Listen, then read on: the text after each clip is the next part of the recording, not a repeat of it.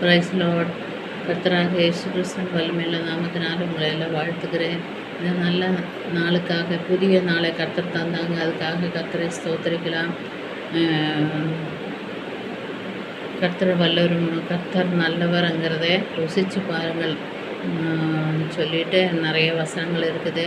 இந்த நல்ல நாளில் புதிய நன்மைகளும் புதிய கிருபைகளும் புதிய தேவ தயவுகளும் புதிய இரக்கங்களும் புதிய மனம் திரும்பலும் கொடுத்து நம்மளை ஆசீர்வதிப்பாராகன்னு சொல்லி அவங்களை எல்லாம் வாழ்த்துக்கிறேன்.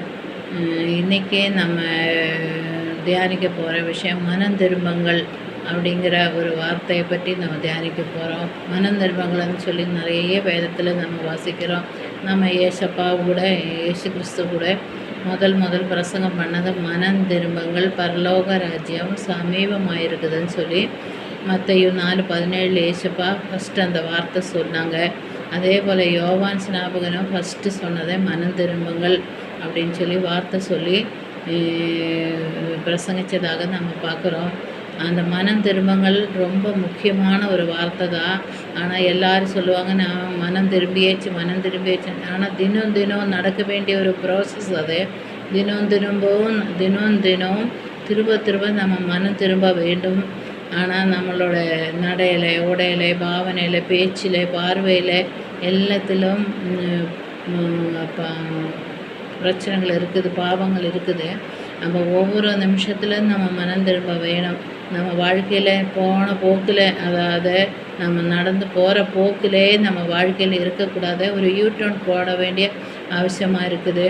அப்பொழுது யூடர்ன் போடும்போது தான் கர்த்தர் ஒரு மன மாற்றத்தை உண்டு பண்ணுவாங்க. அதனால் மனம் திரும்ப நமக்கு ரொம்ப ரொம்ப முக்கியமான ஒரு காரியமாக இருக்குது. வேதத்தில் இளைய குமாரன், அதாவது கெட்ட குமாரன் சொல்லுவாங்க இல்லையா, யோவான் 15ஆம் அதிகாரத்தில் கெட்ட குமாரன் கதை வருது. அவனும் அப்படி தான் தன் தகப்பனோட ஆஸ்திகளெல்லாம் வாங்கிவிட்டு தூர தேசத்துக்கு பிரயாணம் போய் எல்லாம் அழித்து நாசம் பண்ணி அவன் இஷ்டம் போல் மனம் போன போக்கில் வாழ்ந்து வந்தான். கடைசி என்ன ஆயிடுச்சு, அவனுக்கு மனம் திரும்பிச்சு எழுந்துச்சு. ஐயோ, என் தகப்பன் வீட்டில் என் வேலைக்காரருக்கு கூட கிடைக்கிற சாப்பாடு எனக்கு கிடைச்சா பரவாயில்லையே, இங்கே எனக்கு ஒன்றுமே இல்லையேன்னு சொல்லிட்டு எழுந்து தகப்பன் இடத்துல போய் மனம் திரும்பும் போது தகப்பனை அவனை வரவேற்றான். அவனுக்கு புதிய வஸ்திரங்களை கொடுத்தார், காலில் செருப்பு போட்டாங்க, மோதிரம் கொடுத்தான், எல்லாம் அவனை மகனாக ஏற்றுக்கொண்டாங்கன்னு சொல்லி நம்ம பார்க்குறோம். அதாவது நம்ம தகப்பனை அப்படி இவ்வளோ பெரிய பாவங்களை செய்தாலும் நம்மளை விட்டு விட மாட்டாங்க. நம்மளை திரும்பும்போது நம்மளை அதிக சந்தோஷப்படுத்துவாங்க. மனம் திரும்புகிற ஒரு பாவை நிமித்தம் பரலோக சந்தோஷிக்குன்னு சொல்லி வேதம் சொல்லப்படுகிறது. அதனால் நிச்சயமாக நம்ம எல்லாரும் மனம் திரும்பணும். நம்மக்கிட்ட பாவம் இல்லைன்னு சொல்லுவோமானால் நாம் கர்த்தரை வஞ்சிக்கிறவங்களாக இருப்போம்னு சொல்லி வாசிக்கிறோம். நம்மக்கிட்ட பாவம் இல்லைன்னு சொல்லக்கூடாது. எப்போதும் நம்மக்கிட்ட பாவம் இருக்கும். ஓரோ நிமிஷங்கள், ஒரு நாள் கூட நம்மளோட பேச்சில், நம்ம பார்வையில் எல்லாம் பாவங்கள் இருக்கும். ஆனால் அந்த பாவத்திலிருந்து நம்ம விட்டு ஓய வேண்டும், மனம் திரும்ப வேண்டும். அப்புறம் இது பேதுரு மனங்கசந்த பிரச்சனை வரும்போது ஆண்டவரை மறுதளித்து சபிச்சு என்னை அறியன்னு சொல்லிட்டு பயங்கரமாக அவரை மறுதளித்தாங்கன்னு சொல்லி வாசிக்கிறோம். ஆனால் பேதுரும் மனம் திரும்பியாச்சு. இயேசுதாமே அவனை போய் சந்தித்து அவனோட ரொம்ப வேதனைப்பட்டாங்க. சந்தித்த போது அவன் மனம் திரும்பி அவனை மிகவும் அதிகமான ஊழியத்தை செய்தாங்க. அதை ஏசப்பா செய்த மாதிரியே ஊழியம் செய்தாங்க. நிழலில் கூட சௌக்கியம் கிடைச்சாங்க சொல்லி நான் பார்க்குறோம். பேதுருனோட ஊழியம் மகா பெரிய ஊழியம்.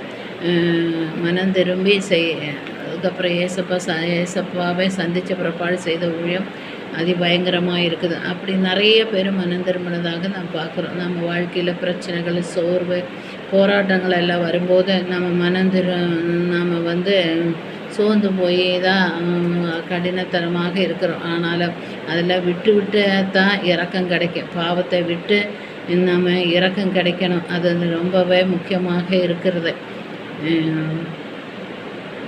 நம்ம பாவங்கள் இரத்தாம்பரம் போல் இருந்தாலும் கர்த்தர் அது வெண்மையாக்க வல்லவராக இருக்கிறாரோ.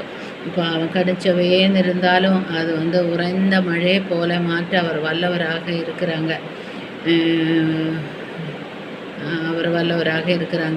முதுகுக்கு பின்னால் நம்ம பாவங்களெல்லாம் எரிந்து விடுவாங்கன்னு சொல்லி பைபிள் சொல்லப்படுகிறது. சமுத்திரத்தின் ஆழத்தில் போட்டு விடுவாங்க. பாவத்தை திரும்ப அவர் நினைக்கவே மாட்டார், மன்னிச்சு மறந்து விடுவாராங்க.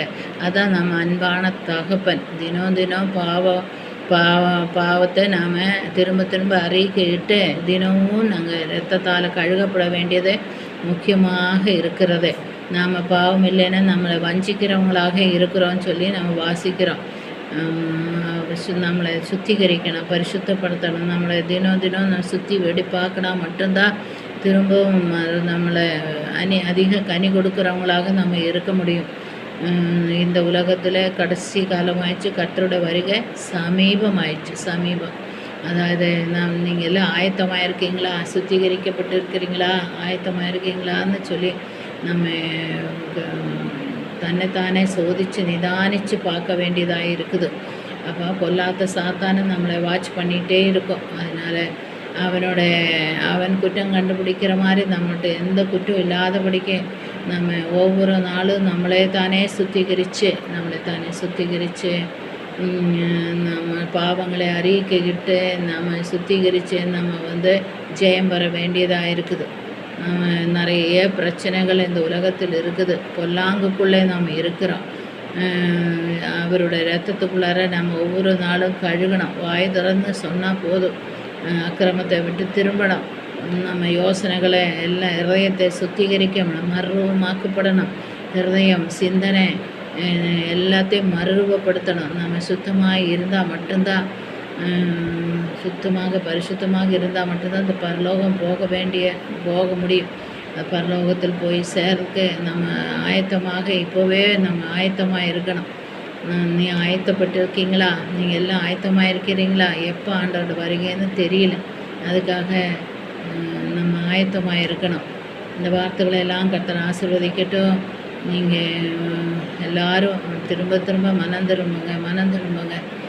திரும்ப பரலோகராஜ சமீபமாக இருக்குது. அந்த கர்த்தரோட வார்த்தை படி உங்களை ஆசீர்வதிக்கிறேன். நான் உங்களுக்காக ஜெபிச்சு முடிக்க போகிறேன். நல்ல ஆண்டவரே, நன்றியோடு உன்னை துதிக்கிறேன்ப்பா. உன்னை மகிமைப்படுத்துகிறேன், கொண்டாடுகிறேன், போற்றுகிறேன், வாழ்த்துகிறேன், வணங்குகிறேன், துதிக்கிறேன், கனப்படுத்துகிறேன். இந்த கால வேளைக்காக நன்றியோடு துதிக்கிறேன். புதிய நாளை தந்தைங்க. இந்த ஞாயிற்றுக்கிழமை புதிய நாள்.